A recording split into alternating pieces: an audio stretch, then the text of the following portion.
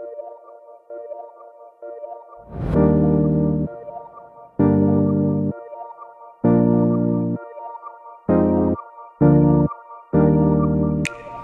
guys, today's video is a nice little two-parter because I'm going to teach you how to make my fresh pesto, and I'm also going to teach you how to make my tomato burrata salad.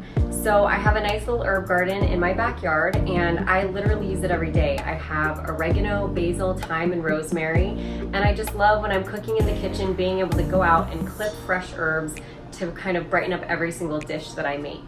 And I make basil pesto when my basil is going really well, especially during the end of the summertime.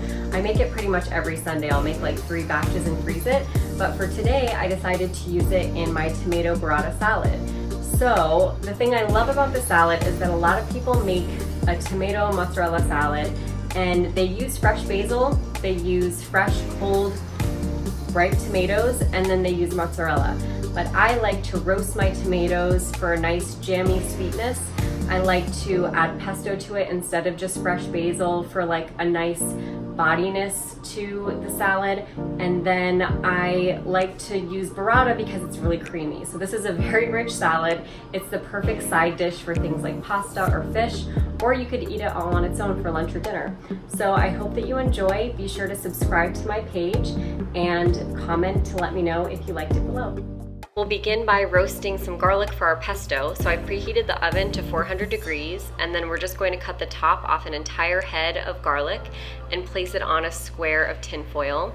We'll drizzle it with a little bit of olive oil, extra virgin olive oil, and then put a little bit of freshly cracked salt and pepper on top.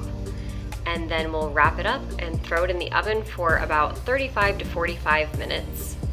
I kind of like to do this every Sunday. Not only do I use this in my fresh pesto, but I also use it on top of bread as a spread or a schmear, or in salads. It's just really delicious to have on hand in the fridge. So you can see it kind of gets nice and brown and caramelized. You can put this in the fridge and let it cool. And all you have to do is just pop each little clove out individually. I could seriously eat this just like that. It's so good. Now to make our fresh pesto, we're going to start with about 1/3 cup of roasted cashews. I like to use cashews for this because it adds a nice creaminess. I've added a tiny bit of salt to it, and then we're going to pulse the cashews up until they are like a slight crumble but not a paste. Some people use pine nuts. Once in a while, if I don't have cashews, I'll even use pistachios. I think as long as you have a little bit of a fatty nut, you're fine. And then we're going to add some of that delicious roasted garlic to this. So sometimes I'll use fresh garlic, but I like for this to be kind of a softer flavor. So the garlic adds a nice sweetness, a nice creaminess, and I'll add about 5 cloves of the fresh garlic that we just roasted.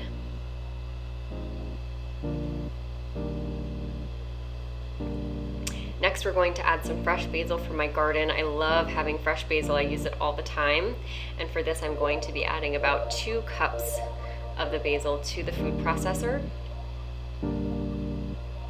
And then we're going to pulse this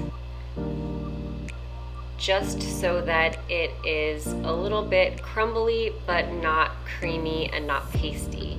Actually, this crumble would be really delicious to put on some fresh salmon. So now it is time to add the olive oil. So we're gonna add, I would say, about 1/2 cup of olive oil to this. Really, the measurements aren't so important. Just keep combining it and checking the texture to see if it's how you like. For this salad in particular, I really wanted this pesto to be a little on the thicker side, so that it was nice and creamy and added some body to the salad. But if I was making a pasta, I might want it to be a little thinner. So now we'll add some freshly grated Parmesan. That adds just enough saltiness to the dish, so you shouldn't need to add any more salt to this pesto. I am gonna thin it out a little bit more. Again, it's just kind of trial and error, and also totally up to your preference. Now I'm going to top the pesto with some more olive oil just to keep it nice and fresh and green while I wait in the refrigerator.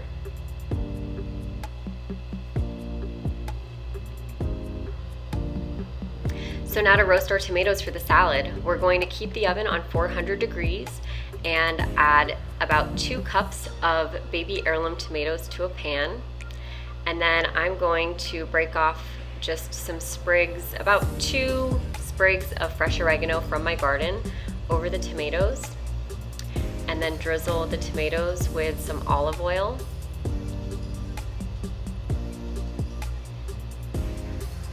And then add some freshly cracked salt and pepper to the top as well.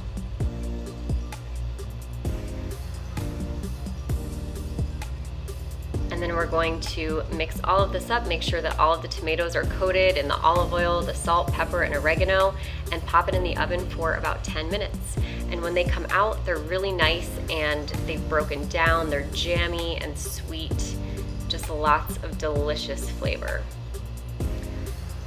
So now to assemble our salad, we're going to have a bowl with some fresh spinach, and we're going to top the fresh spinach with our delicious jammy tomatoes. I like to add quite a bit of tomatoes to this since it's really the highlight of the dish and it's the only vegetable.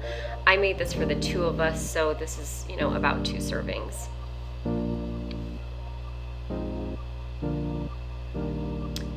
We're going to take our fresh pesto out of the refrigerator and add just some dollops of that thick fresh pesto to the top of the salad. It adds such a nice creaminess. The basil is sweet, and it is pretty fatty, so it adds a nice body to this salad.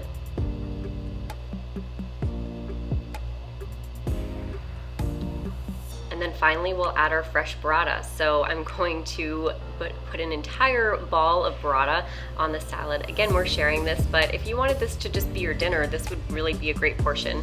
And then top the burrata with a little bit of salt, a little bit of cracked pepper, and finish it with a little drizzle of olive oil.